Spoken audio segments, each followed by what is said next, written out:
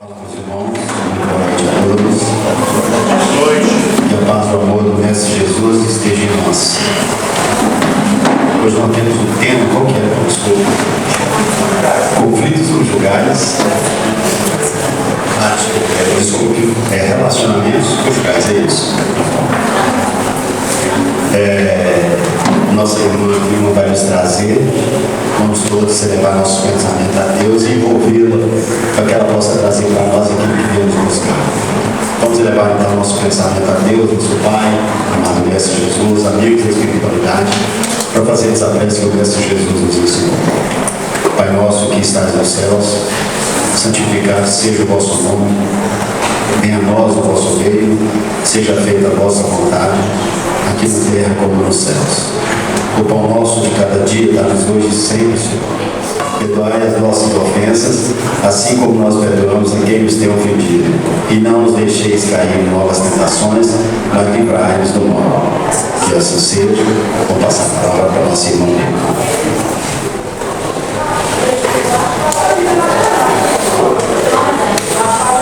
Boa noite a todos.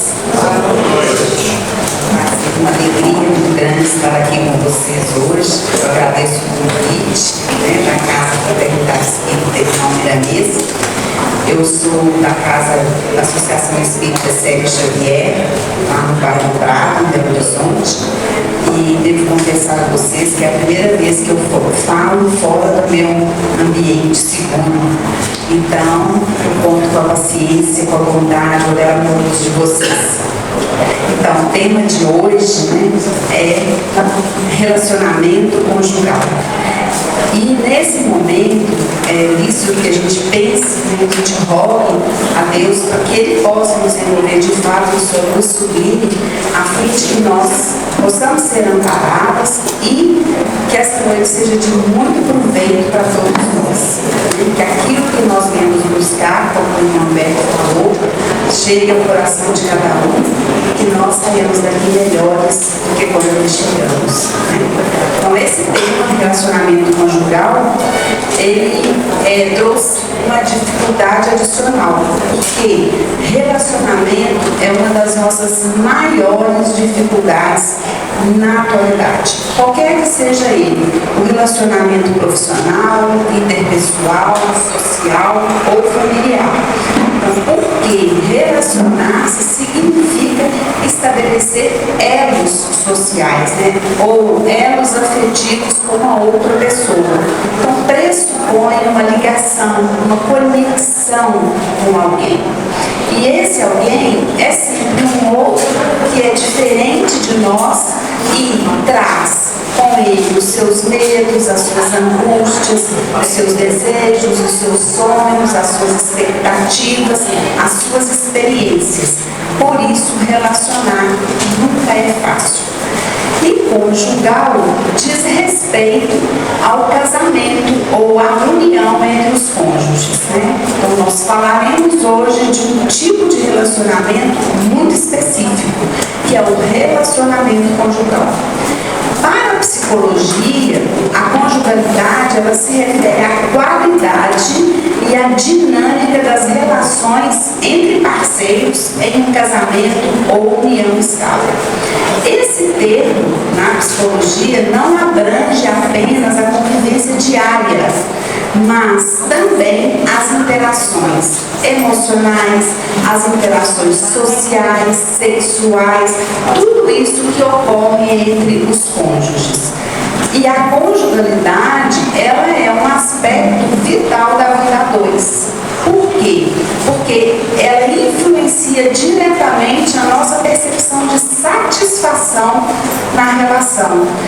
Ela vai ditar as normas da estabilidade dessa união e também vai falar sobre a saúde emocional dessas duas pessoas envolvidas em uma união. Tem uma tese de doutoramento na Universidade Federal do Rio Grande do Sul que ela vai dizer para a gente, nessa pesquisa, ela identifica que a relação conjugal ela precisa de suporte para ter qualidade. E a pesquisa vai revelar 5 elementos que compõem a qualidade desse relacionamento. Então a gente vai falar de Compromisso. O que é o compromisso? É a decisão, o empenho em manter o relacionamento por meio de um investimento nessa relação. A intimidade, que é esse sentimento de proximidade que nós temos com o outro, né? A abertura ao parceiro.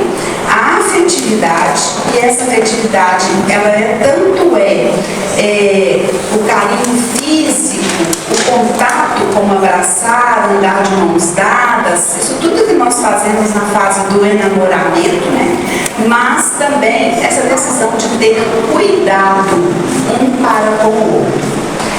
A sexualidade, que é um ponto importante, vai incluir a atração, o desejo pelo parceiro e a satisfação com o relacionamento, que diz respeito a essa sensação de bem-estar que a gente tem quando a gente está com alguém.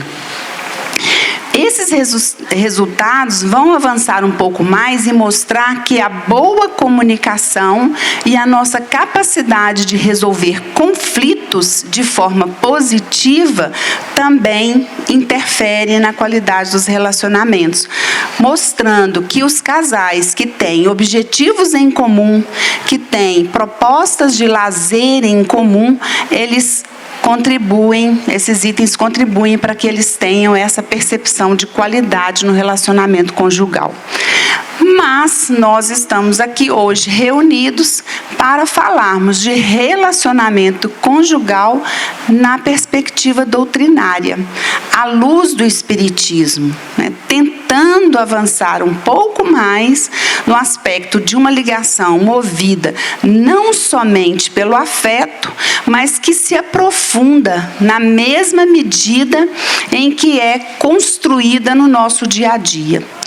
E para que nós possamos fazer isso juntos, nós adotamos aqui o Evangelho segundo o Espiritismo como ponto de partida. Porém, eu queria que vocês me ajudassem nesse percurso, porque nós imaginamos que nós vamos aqui começar uma trilha do conhecimento juntos. E como toda trilha, ela pode parecer difícil a princípio, né? Então, vamos imaginar que a gente vai pensar o relacionamento conjugal como um percurso, uma trilha. E nós vamos iniciar essa trilha pelo Evangelho segundo o Espiritismo. E a cada passo avançado, a gente vai trazendo aqui outras referências.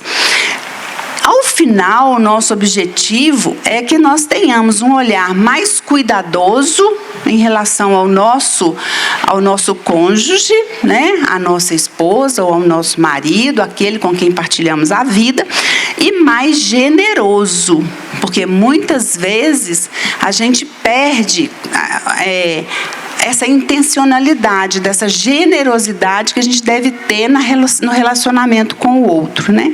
E lá no Evangelho segundo o Espiritismo, no capítulo 11, intitulado Amar ao Próximo como a Si Mesmo, foi definido como meu ponto de partida. Ele será o nosso primeiro passo para a nossa trilha juntos. No item 1, nós encontramos a passagem em que Jesus é abordado por um fariseu, um doutor da lei. E esse fariseu, para tentar Jesus, ele faz a seguinte pergunta: Mestre, qual é o maior mandamento da lei?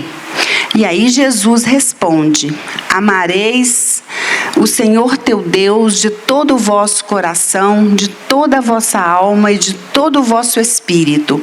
Esse é o maior e o primeiro mandamento. Eis o segundo, que é semelhante àquele: amareis o vosso próximo como a vós mesmos. Toda a lei e os profetas estão contidos nesses dois mandamentos. Essa é a resposta sábia de Jesus. Então, o nosso primeiro aprendizado da trilha de hoje é entender que o nosso cônjuge é o próximo a quem Jesus nos pediu para amarmos. ok? Ele não deixa de ser o nosso próximo porque se transformou em nosso cônjuge. E lá no item 4, está dito que amar ao próximo como a si mesmo é fazer para os outros o que quereríamos que os outros fizessem por nós. Né? Essa é a mais completa expressão da caridade, segundo o Evangelho, segundo o Espiritismo. E por que é a mais completa expressão da caridade? Porque ele resume, essa máxima resume todos os deveres que a gente tem para com o próximo. E lá nesse item 4, ele acaba com uma questão para a gente. Ele traz uma reflexão, porque ele diz assim: com qual direito se exigiria dos semelhantes mais de bons procedimentos, de indulgência, de benevolência e de devotamento dos que os que se tem para com eles? Então, a pergunta que ele está dizendo é: por que nós esperamos que o outro tenha para conosco benevolência, indulgência, que seja compassivo, que seja amoroso, se a gente não tem isso para oferecer de volta? Se a gente não dar isso de volta, né? Então, como nós estamos num passo a passo na trilha de hoje, a gente pode conjecturar que esse item 4 vai nos dizer que é muito fácil professar o amor a Deus, que é uma entidade espiritual que nós não vemos, que nós não tocamos, que não nos desafia no nosso dia a dia. Porém, o verdadeiro teste dessa declaração vertical de amor se manifesta no plano horizontal, ou seja, como nós tratamos aqueles que estão conosco todos os dias, com aqueles com que a gente dividiu essa jornada, né? E isso, claro, inclui o nosso parceiro afetivo, nossa parceira afetiva. No item 8, ainda desse mesmo capítulo, nós somos desafiados a entender que o amor resume a doutrina de Jesus. É o amor que é o fio condutor da doutrina de Jesus, porque ele é o sentimento por excelência, né? Então, os sentimentos são os instintos elevados à altura do nosso progresso, porque quando um dia nós já fomos só instinto, hoje não. Hoje, à medida que a gente vai elevando moralmente, a gente vai progredindo moralmente, os nossos sentimentos vão se elevando também. E quanto mais elevados os nossos sentimentos, mais nós compreendemos o que de fato é amar o outro, né? Então, meus irmãos, se um dia nós já fomos instintos, somente instintos, e, portanto, incapazes de amar, hoje nós somos capazes de nutrir os nossos sentimentos, nós somos capazes de eliminar o personalismo, e a gente faz isso pela fusão com o outro ser. Então, nós somos capazes de viver com o outro, né? E por que nós alcançamos esse patamar, né, de progresso? O item 9 do capítulo 11 nos revela que o motivo da gente até atingir esse patamar é porque o amor é da essência divina e todos nós possuímos no fundo do nosso coração a chama desse fogo sagrado. Então, por isso, nós somos todos fadados à perfeição, fadados ao bem, né? E por fim, no item 10 desse capítulo do Evangelho segundo o Espiritismo, nós vamos encontrar a máxima: amai bastante a fim de serdes amados. Este pensamento é tão justo que nele encontrareis tudo que consola e acalma as penas de cada dia. Amar, no sentido profundo da palavra, é ser leal, probo, consciencioso, para fazer aos outros aquilo que se quereria para si mesmo. Então, lá em Paulo, quando Paulo escreve uma das cartas, né, a gente chama das cartas do cárcere, que é a carta que ele escreve aos Efésios, nós encontramos também referências à importância do relacionamento conjugal. Paulo, no capítulo 5, ele fala sobre a moralidade doméstica e o respeito mútuo entre marido e mulher. Então, já em Paulo, nesse capítulo da carta aos Efésios, ele vai contar para a gente quais são os deveres do homem para com a mulher e da mulher para com o homem. E ele diz assim, no versículo 28, assim devem os maridos amar as suas próprias mulheres como a seus próprios corpos. Quem ama a sua mulher, ama-se a si mesmo. E é óbvio que a gente pode fazer o caminho inverso, né? Assim devem as esposas amar os seus maridos, como os seus próprios corpos. Quem ama o seu marido, ama-se a si mesmo, ok? Então, Paulo não vai fazer isso como um jogo de palavras, né? Então, se a gente pudesse resumir esse capítulo do Evangelho, segundo o Espiritismo, a gente vai entender que nós somos seres espirituais criados para a perfeição. E o nosso aprimoramento passa necessariamente pela nossa capacidade de amar. Ele não fala especificamente sobre o matrimônio. Lembrem-se disso, o capítulo não fala sobre o matrimônio, mas ele fala que aquele a quem escolhemos é o nosso próximo.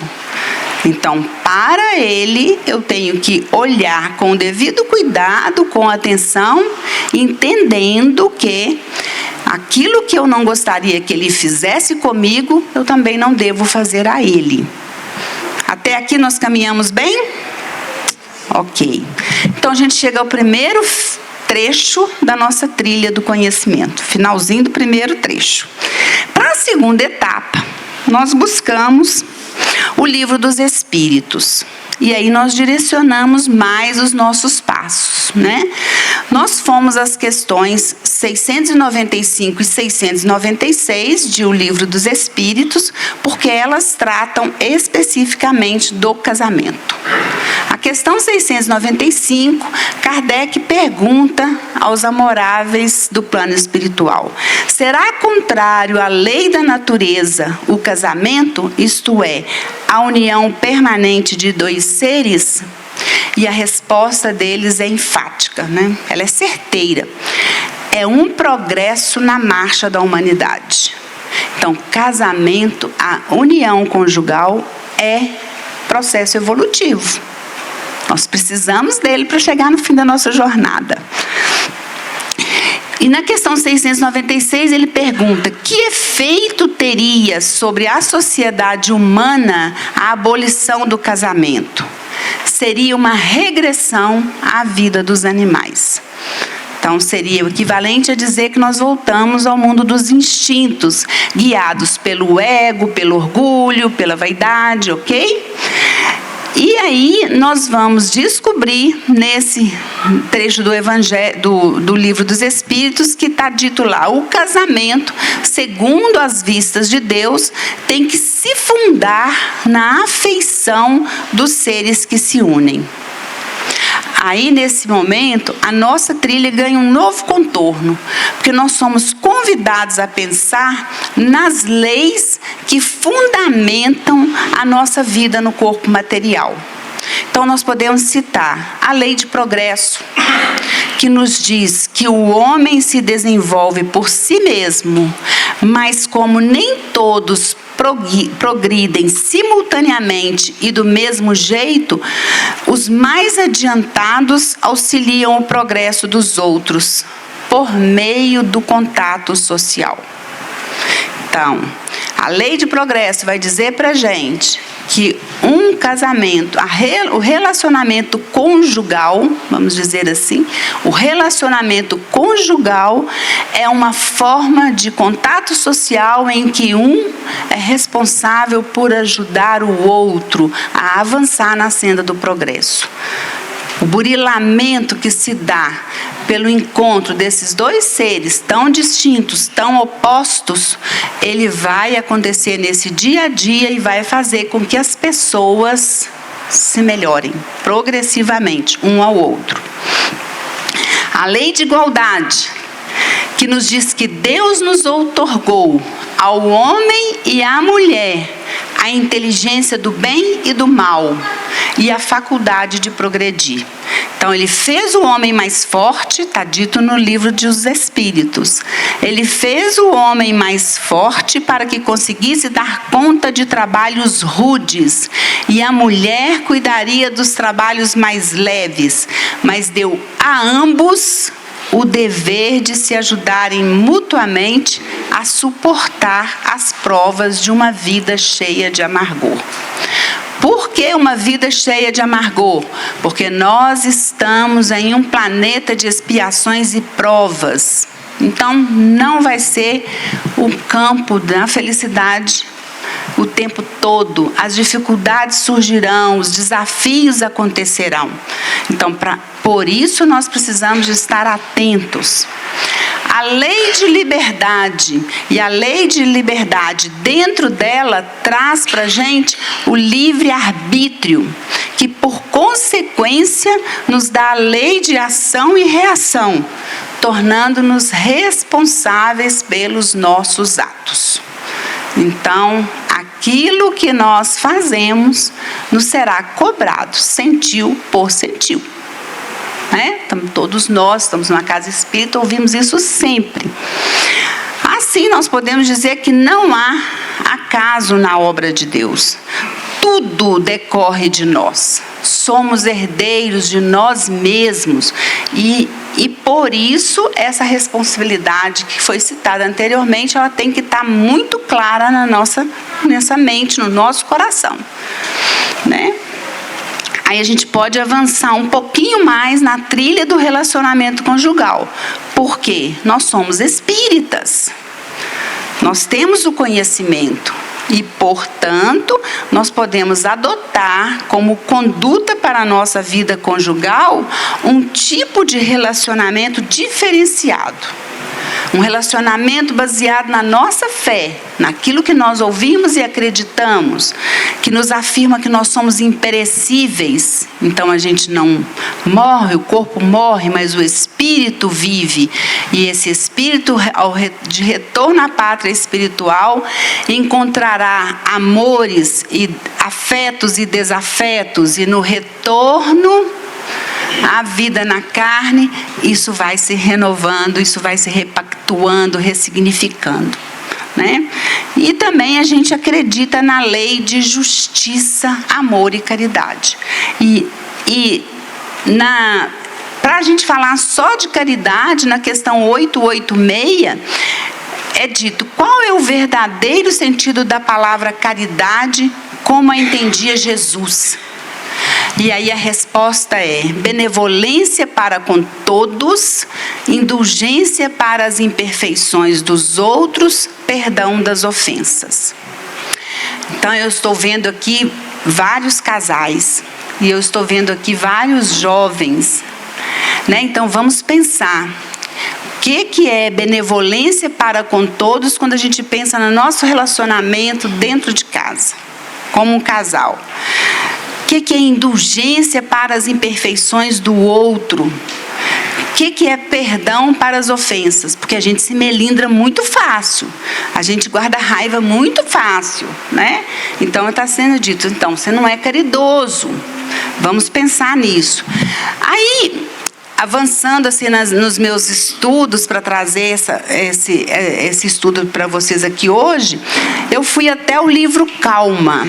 O livro Calma é um livro da psicografia de Chico Xavier, ditado pelo Espírito Emmanuel.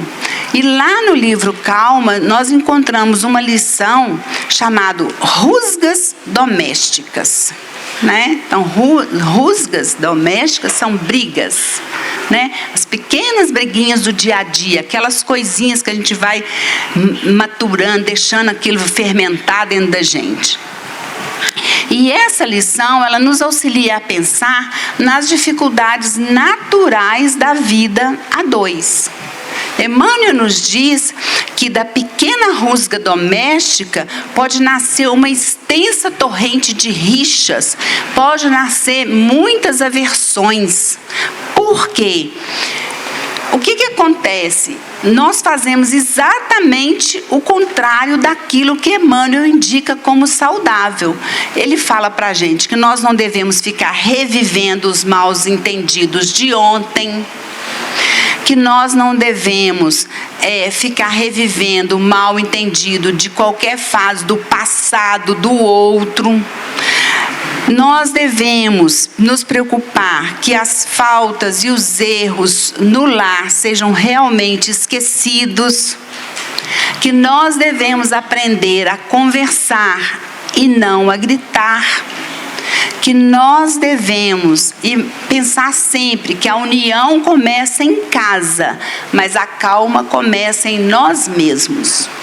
Isso ele nos diz. Isso acontece na nossa vida, no dia a dia? Nada. De jeito nenhum. Porque não é porque nós somos espíritas, muito pelo contrário, porque nós somos os convidados da última hora, então nós somos os imperfeitos.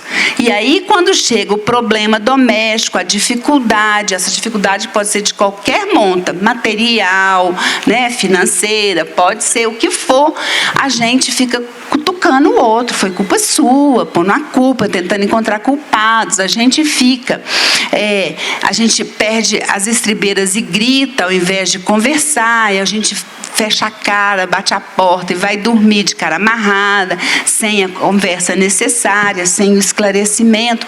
Então a gente perde a calma, né? E aí a gente pode até estar certo no contexto, mas a gente perde pela forma como a gente abordou aquilo ali.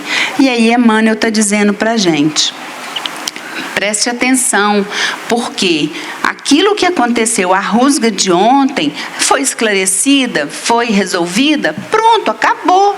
Não voltemos a ela, não fiquemos repisando aquilo, voltando novamente aquela história, né?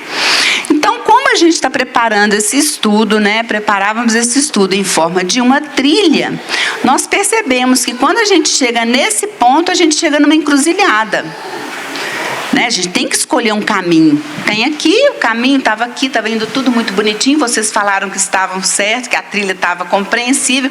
Chegou nesse momento, eu falei, opa, e agora? Como falar de relacionamento conjugal à luz da doutrina, sem apontar o que de fato a realidade nos apresenta todos os dias? Né? Por quê? Como eu posso falar de relacionamento conjugal à luz da doutrina sem falar das dificuldades encontradas na vida em comum?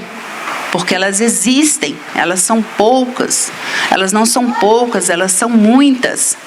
Porque pareceria dizer que falar de relacionamento à luz da doutrina espírita seria dizer que nós todos teríamos casamentos equilibrados, casamentos felizes, casamentos eternos. E a gente sabe que não é isso que acontece na verdade, não é? Nessa encruzilhada, os benfeitores espirituais me apontaram a lição Vida Conjugal do livro Vinha de Luz. Né? Então, para vocês entenderem que se a gente pegar toda a literatura espírita, se pegar a obra de Chico Xavier, 430 livros que foram psicografados pelo Chico, em vários deles nós temos lições que falam sobre relacionamento conjugal. Mas então, porque o Emmanuel é sem criatividade? André Luiz é sem criatividade? Não, é porque são lições que nós precisamos ouvir todos os dias, por isso elas são repetidas. Porque nós ainda não internalizamos de verdade, nós não conseguimos aprender o que é de fato que a espiritualidade está nos ensinando sobre a importância de você pensar nesse relacionamento conjugal, entendendo o outro como um irmão que está ali para você contribuir na evolução dele ou para que ele contribua para a sua caminhada, a sua evolução nessa caminhada, né? Então, lá no livro Vinha de Luz, Emmanuel usa o mesmo trecho que eu falei do capítulo 5, versículo 28 da carta de Paulo aos Efésios, porque no livro Vinha de Luz, que é da coleção Fonte Viva, Emmanuel sempre traz um recorte do Novo Testamento, e nessa lição chamada Vida Conjugal, ele vai buscar a carta de Paulo aos Efésios, e lá ele está dizendo assim: os cônjuges com o Cristo acolhem, acima de tudo, as doces exortações da fraternidade. É possível que os sonhos, muitas vezes, se desfaçam ao toque de provas salvadoras dentro dos ninhos afetivos, construídos nas árvores da fantasia. Então, Emmanuel está nos dizendo que nós somos levados para a vida conjugal encantados com o outro. Mas no dia a dia, quando a gente tem que conviver, acordar e dormir junto, resolver boleto, resolver problema, educação dos filhos, pagamento de aluguel, o que for, quando a gente está nesse rame-rame da vida do dia a dia, a gente então pensa que esse sonho se desfez e que aí aquela pessoa não é aquilo que a gente idealizou. Aí ele fala assim: muitos homens e mulheres exigem por tempo vasto, por muito tempo, flores celestes sobre espinhos terrenos, reclamando dos outros atitudes e diretrizes que eles são, por enquanto, incapazes de adotar, e o matrimônio se lhes converte em instituição detestável. Não estou falando nada para ninguém daqui não, tá, gente? Isso é no outro mundo que acontece. Não estou falando nada, acontece quando a gente não, tá? Então, aqui a gente tem que pensar nessa fala de Emmanuel. Nós exigimos o que ainda não somos capazes de dar. É isso que ele está dizendo. Os cônjuges, em sua grande parte, não percebem que na associação conjugal uma alma não se funde à outra. Permanece cada qual com seus gostos, com seus desgostos, com sua vida, com as suas expectativas, caminho afora. Casar quer dizer adaptar-se, ajustar-se. Casar é ter os mesmos ideais, as mesmas preocupações, os mesmos sentimentos, as mesmas aspirações, os mesmos desejos, mas não significa ser a mesma pessoa. E muitas vezes a gente vai para o casamento buscando isso, né? Que eu vou falar um pouquinho mais à frente. Então, em certos momentos em um relacionamento, as divergências aparecerão, porque elas são comuns às pessoas que são diferentes, que pensam diferentes, que sentem as coisas de forma diferente. Mas elas não devem ser encaradas como obstáculos intransponíveis, né? Mas elas devem ser vistas como oportunidades de conversar, de esclarecer e definir qual será a conduta que será tomada em benefício do casal. Né? E muitas vezes a gente busca aquilo que vai ser bom para a gente, sem pensar no outro, né? Que é o que nós fazemos. Emmanuel vai dizer que esses desencantos da vida íntima e esses desequilíbrios, as aflições domésticas, elas vão gerando desequilíbrio. E aí levam, palavras de Emmanuel, levando o marido a disputar companhias novas ou entretenimentos prejudiciais, enquanto a mente feminina se abre ao império das tentações, entrando em rumo falso. Mas na lição ele diz, lembram que eu falei para vocês que ele fala de casamento em Cristo? Então, se somos cristãos, nós não podemos ignorar a transitoriedade das experiências humanas. Tudo é transitório, né? Como Jesus afirmou para a gente, né? E Emmanuel fala, com Jesus nesse casamento, com Jesus nessa união, é impossível destruir os divinos fundamentos da amizade real. Porque, fundamentalmente, uma relação, um relacionamento conjugal, ele começa com os laços da amizade, da admiração, do respeito, da ternura que eu vou sentindo por aquela criatura que foi colocada em minha vida, até que esse sentimento se solidifique e se transforma em amor, né? Nós vamos caminhar para um dia em que nós teremos o amor ágape, que transcende tudo, mas por enquanto nós somos esses seres que somos capazes de amar, de dar esse tanto que temos, né? Quando a gente tem essa consciência aflorada, esse tanto que temos, ele passa a ser de maior qualidade. Essa que é a verdade. Por isso que Valdo Vieira, quando ele fala, Valdo Vieira tem um livro chamado Conduta Espírita, e aí a gente precisa de trazer essa discussão de relacionamento conjugal na conduta espírita. Ele vai falar assim, que é na intimidade do templo doméstico que exemplificamos aquilo que aprendemos na casa espírita, os valores que cultivamos. Dentro de casa, nós devemos calar todo impulso de cólera ou violência, né?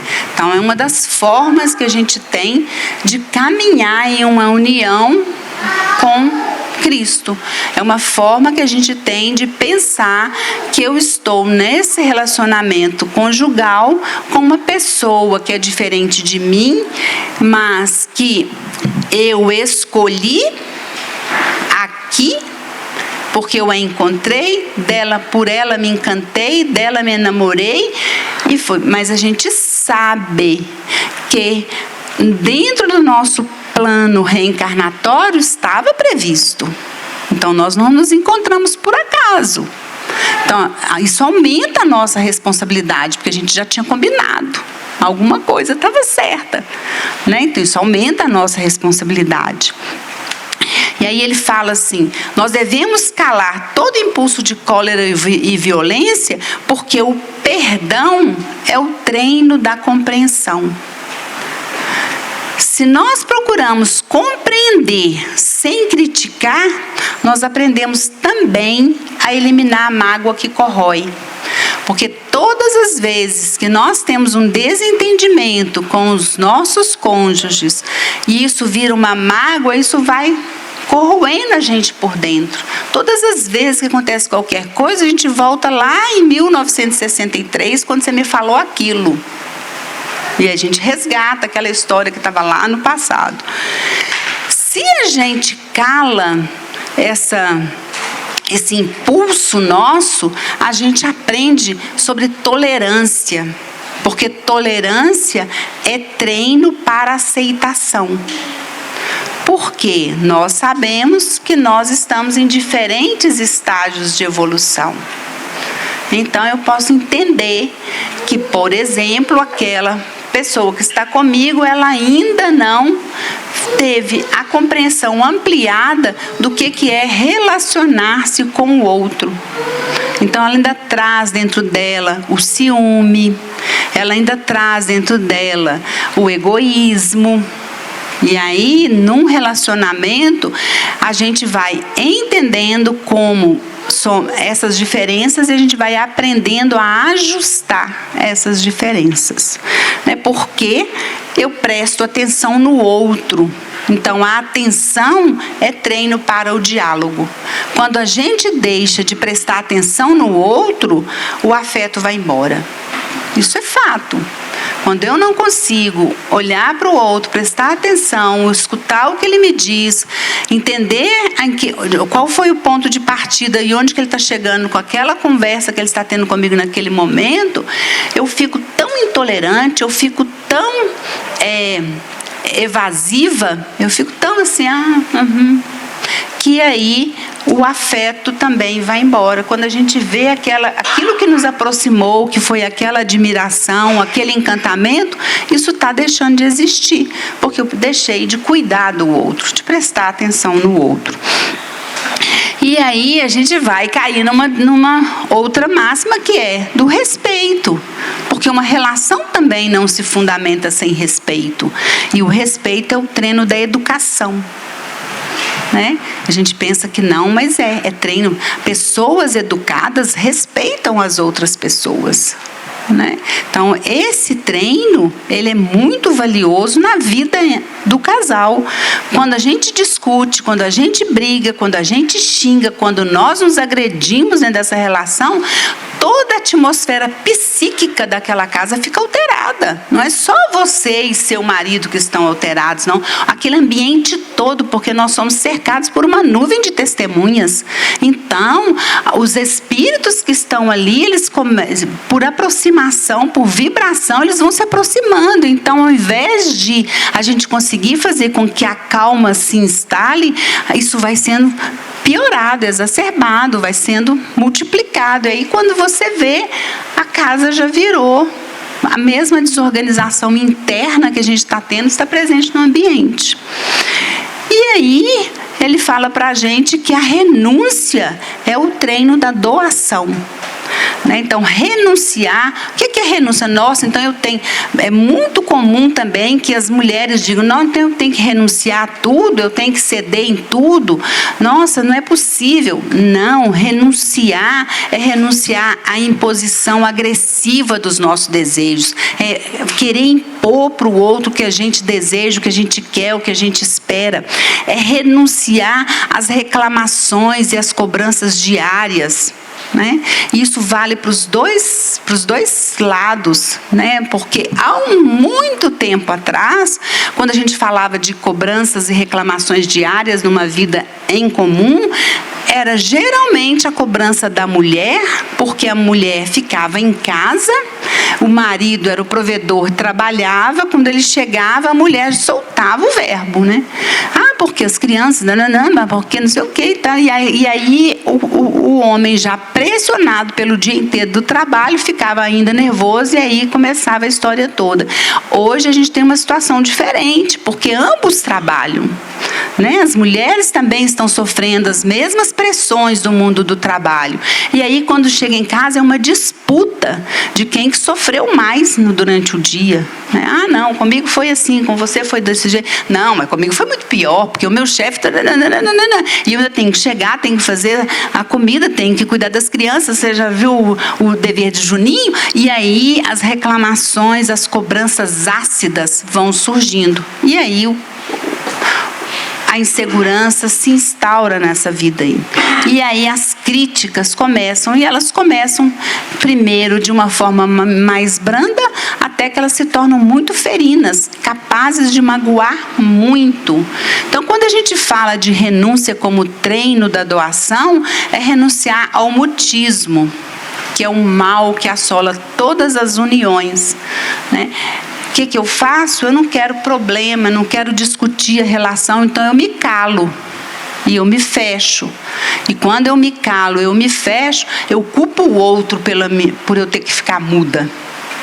Eu me calei, mas isso me custou muito. E aí eu começo a falar, eu me calei, porque se eu falo, a briga fica pior, então eu faço isso. Aí o mutismo vai para as duas partes. Eu não falo do que eu sinto, o outro não ouve, porque ele não ouve, porque eu não falei, ele não me ouviu. Como ele não me ouviu, ele também não é capaz de me entender. E ele também não é capaz de se expor. Ah, o meu problema está sendo esse, porque sempre tem dois lados, né?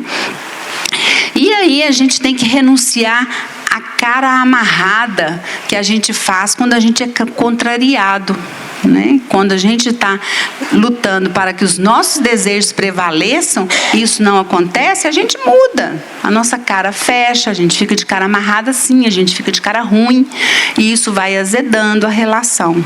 Então, renunciar significa renunciar a nós mesmos, vendo naqueles que a sabedoria divina colocou em nosso caminho como oportunidade de a gente trabalhar com Deus na edificação daquele coração. Porque na vida desse casal outros corações surgirão com certeza, porque os filhos chegarão. Então, essa tem sido vista como a fonte para um relacionamento conjugal saudável. né? Agora, nós sabemos também que é pouco provável que o relacionamento conjugal que nós temos hoje, nessa experiência terrena, seja o nosso primeiro encontro. Né, o primeiro encontro de duas criaturas para iniciar pela primeira vez uma história juntas. Né, esse tipo de relação, de relacionamento conjugal, ele é chamado de relação casual. Né, a primeira vez, eu nunca me encontrei com fulano, me encontrei agora, nessa vida, nós vamos nos casar, etc. e tal. Geralmente, é muito mais provável que nós estejamos em um casamento provatório, né? Ou seja, em um reencontro de espíritos de diferentes graus de adiantamento espiritual, que no passado, em um outro encontro, eles se desentenderam e por isso eles voltam a encarnar como um casal para superar as provas a que foram submetidos. E aí eles podem progredir. Pois não. Deixa eu te perguntar, e a nossa alma afim pode estar lá em cima? Porque isso eu estou esperança, porque a minha alma é igual eu, eu estou porque aqui embaixo a minha alma que está comigo não é igual eu, não. Eu vou chegar lá. Pois é. Eu vou chegar na sua alma afim. Eu quero que minha alma está lá em cima, porque essa daqui não tem nada a ver comigo. Porque você, com certeza, você está num casamento provatório ou expiatório. Ele acha que é macumba. Ele faz, se eu falo para ele assim, para de beber, você para de ir na macumba. Olha pra você ver. Aí eu não vou parar de frequentar a minha vez. Aí ele passa. Aí ele fala que eu sou boa da verdade. Aí por isso que eu falo que minha alma está lá em cima. Minha alma está fina, está lá em cima. Ela está aqui embaixo. Eu tenho assim, né? Que quando é ligado com o espírito, eu acho que deve ser mais tranquila a jornada. E quando você é ligado na matéria, aí é onde que o pau cai da folha, porque aí não dá as almas finas. Vai lá, dá cá, entendeu? Eu acho que o espírito, quando é ligado, ele se entende mais. Mesmo quem não concorda, fica mais leve. Isso eu penso na minha cabeça, né? Mas como você se chama? Renata. Renata. Uhum. Tem um momento da minha fala, vou adiantar, vou dar um spoiler para você. Que, na verdade, nessas nossos relacionamentos conjugais, muitas vezes a gente tenta mudar o outro, quando na verdade a gente tem que mudar a gente mesmo, é melhorar a si mesmo. E talvez, né, Chico tinha uma fala muito, muito linda, muito valiosa, que ele dizia assim: às vezes vale a pena você pensar o que é que causa a paz doméstica, porque muitas vezes você pode ser uma espírita praticante mais efetiva, cedendo à exigência de um marido que acha que você não deve vir à casa espírita, do que você confrontá-lo vindo à casa espírita. Paulo, me perdoe, ou Humberto, me perdoe se eu estiver contrariando alguma, né, da postura da casa aqui, mas a gente tem que pensar sobre isso. E o Chico dizia isso, né?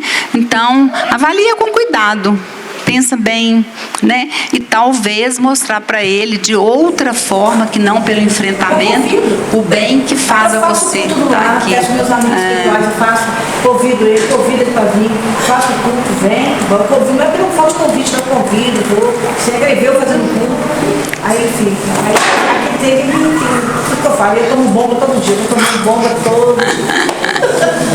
Mas todos nós estamos, pode ficar tranquila. Eu tenho ciência, mas é muito mais provável, a hora que eu te falar da alma gêmea, que é, né, eu acho que eu vou derrubar um pouco da história, porque é mito, né? A história de que a gente tem uma alma gêmea, mas tudo bem, né?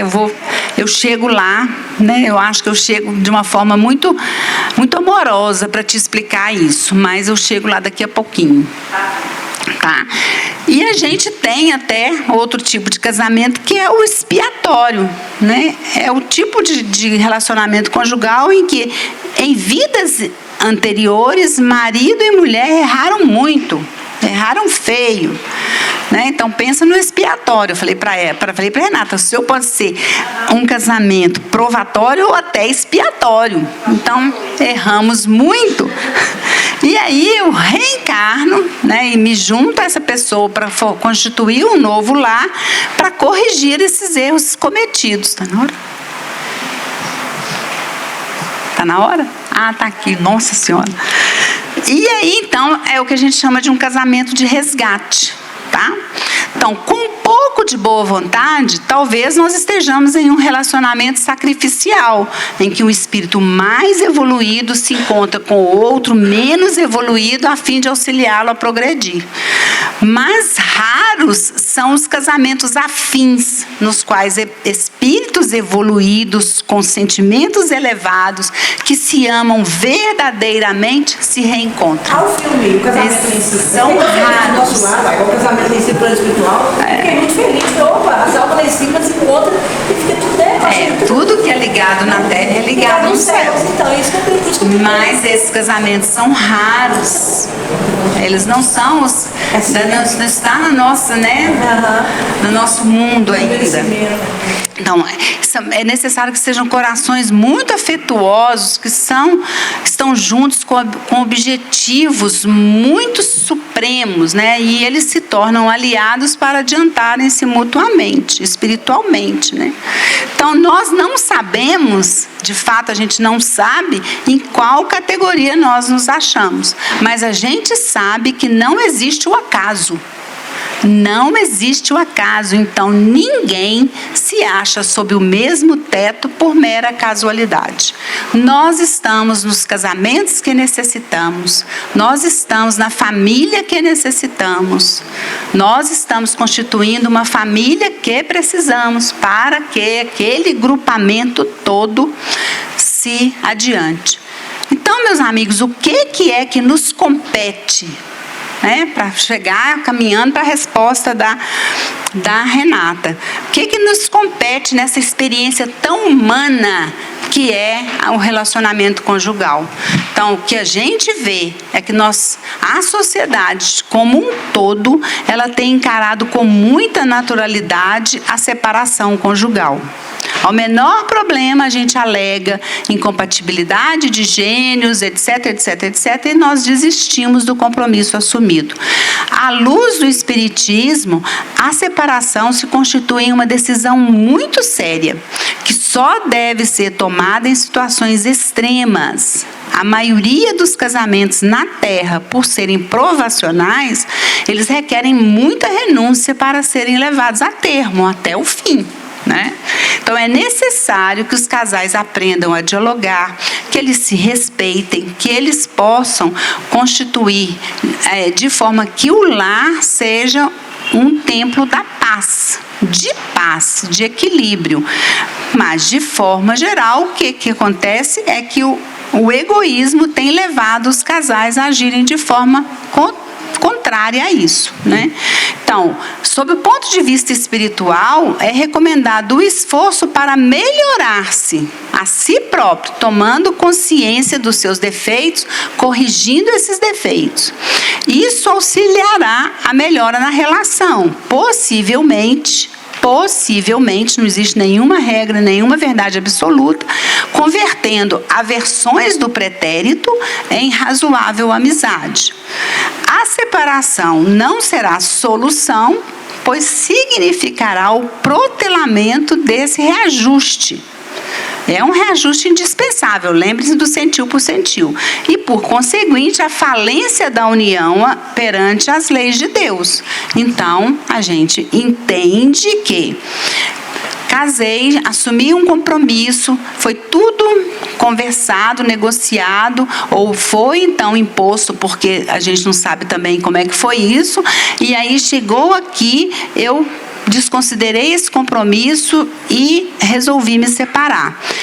Provavelmente, também não estou dizendo, não é verdade absoluta, provavelmente o reencontro vai se dar em outra vida, porque esse tempo não foi consumado, o que era necessário não foi atingido, então a gente volta com essa pessoa na condição. Eu estou firme, eu não estou aí porque fazer mais prova para mim na outra. Eu estou com ele tem 38 anos, né? Não sei se eu estou pegando. E eu estou com ele firme porque outra vida que é menos, né? Isso é outra coisa também, porque a oportunidade foi te dada agora, dessa evolução. Na próxima vez, se você precisar de voltar com ele, você vai voltar, mas isso não quer dizer que você terá as mesmas facilidades que você está tendo hoje. Porque você está na casa espírita, é uma facilidade que a espiritualidade amiga está te concedendo. Você está aprendendo a como lidar. Você está ouvindo hoje, você não veio aqui hoje por acaso. Você está ouvindo a palestra sobre relacionamento conjugal, por mais frágil que vocês entendam que ela seja, ela é para você uma janela. E está te mostrando como conduzir. E se na próxima encarnação você vem com ele, mas as dificuldades são maiores, assim, você não tem esse entendimento, você não tem essa clareza. Então a gente tem que pensar nisso, porque as oportunidades podem surgir. Eu estou adorando a palestra, eu estou muito alegre, estou gostando. Deus te abençoe por isso. Deus te abençoe. Pois não. Eu vejo através de alguns conhecidos, alguns poucos amigos, que se casaram ou estão juntos ou encontraram alguém da mesma doutrina, tanto espiritual, evangélica, católica, e não é via de regra, mas eu tenho percebido que tem a chance de dar certo, parece que é maior. Eu tenho 3 amigos que estão felizes, estão perpetuando essa felicidade de acordo com os anos, porque compartilham desta mesma doutrina, desse mesmo ensinamento, dessa mesma energia do lar. E claro que enfrentam dificuldades, como você disse aí, né? Dificuldades do dia a dia, dificuldades do mundo. Nós somos pessoas muito perfeitas, estamos muito distantes ainda de nos tornarmos pouco evoluídos, mas eu estou percebendo que quando as doutrinas são iguais, as chances são maiores. Quando as pessoas estão casadas ou juntas com pessoas de energias diferentes, o fogo gera muita incompatibilidade e conflito. Isso dificulta muito de ter uma vida mais harmoniosa. Então as dificuldades são maiores. Também é um ponto a se observar. Sim. Como você se chama? Leonardo, você disse uma coisa certíssima. Exatamente. Quando a gente comunga, né, da mesma crença, dos mesmos propósitos, tudo é mais fácil, né? O diálogo fica mais direcionado, mais leve, mais fluido, né? As pessoas conseguem entender os pontos de vista da outra, etc. e tal. Mas nem sempre isso acontece, ok? Então, para que eu possa ter um caminho mais suave, eu vou olhar o princípio da alteridade, olhar para o outro, entender o posicionamento do outro, né? Olhar para ele, ser empático, porque eu não comungo da mesma crença. Então, o ponto de vista dele vai ser sempre diferente do meu. É bonito você falar também assim, da gente lutar pelo que a gente acredita, pelo que a gente está vivendo, não desistir fácil, né? Uma pessoa que a gente ama, que convive talvez há muitos anos, constitui uma família, enfim. Não podemos julgar, né? O que o outro viveu, o que o outro passou, o que o outro está sentindo. Mas também a gente chega a um ponto que a gente tem algumas escolhas. Né? Sem dúvida. Nós precisamos fazer essas escolhas, porque senão a gente vai... Até que ponto que a gente vai conseguir viver numa casa toda. Então, assim, a gente precisa também chegar uma hora que a gente vai precisar fazer essas coisas. Então, na questão 697 de O Livro dos Espíritos, a Kardec vai perguntar exatamente isso. Está na lei da natureza, ou somente na lei humana, a indissolubilidade absoluta do casamento? E a resposta dos amoráveis instrutores do bem é uma lei humana muito contrária à lei da natureza, mas os homens podem modificar as suas leis, só as da natureza são imutáveis. Então, o dia que o homem o homem ser, o indivíduo, aprender a amar, como está sendo dito aqui hoje, que é o amor, a gente não vai precisar de ter a dissolução das nossas uniões, né? Pois então, aí a gente vai caminhando nessa história da nossa hora aqui. Lá na questão 299 do Livro dos Espíritos, vale a pena a gente lembrar, ele fala para a gente que não é correto dizer que nós procuramos uma cara metade, uma alma gêmea, no sentido de encontrar um par perfeito. Está lá no Livro dos Espíritos. A pergunta é assim: em que sentido se deve entender a palavra metade, de que alguns espíritos se servem para designar os espíritos simpáticos a nós?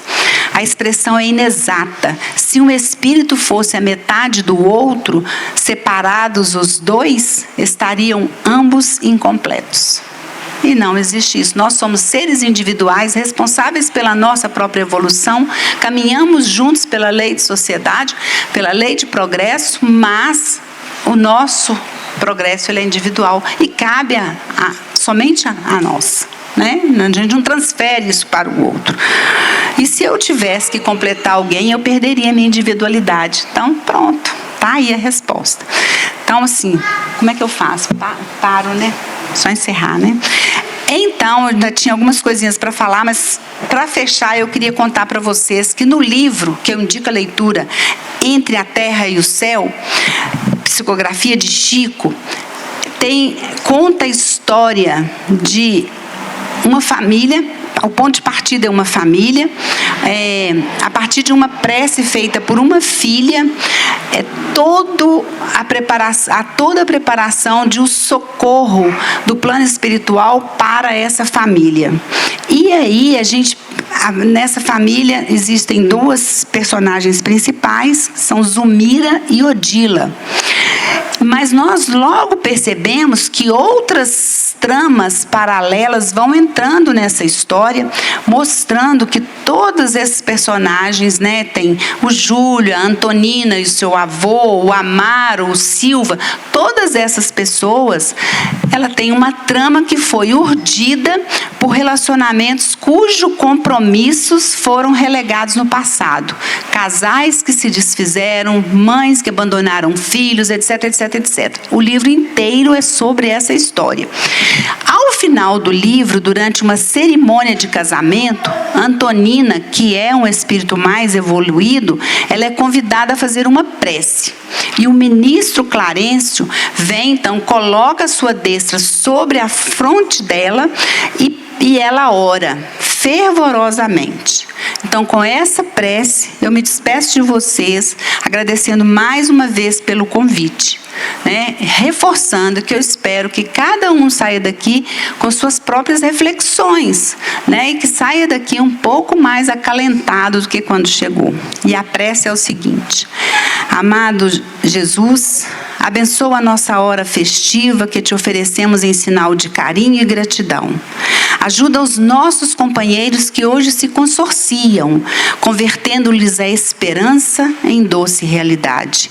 Ensina-nos, Senhor, a receber no lar a cartilha de luz que nos deste no mundo, generosa escola de nossos corações para a vida imortal. Faze-nos compreender, no campo em que lutamos, a rica sementeira de renovação e fraternidade, em que a todos nos cabe aprender e servir. Que possamos, enfim, ser mais irmãos uns dos outros no cultivo da paz pelo esforço no bem. Tu que consagraste a aventura doméstica nas bodas de Caná, transforma a água viva de nossos sentimentos em dons inefáveis de trabalho e alegria. Reflete o teu amor na simplicidade de nossa existência, como o sol se retrata no fio d'água humilde. Guia-nos, Mestre, para o teu coração, que anelamos eterno e soberano sobre os nossos destinos, e que a tua bondade comande a nossa vida, é o nosso voto ardente, agora e para sempre. Assim seja. Perdão pelo atraso.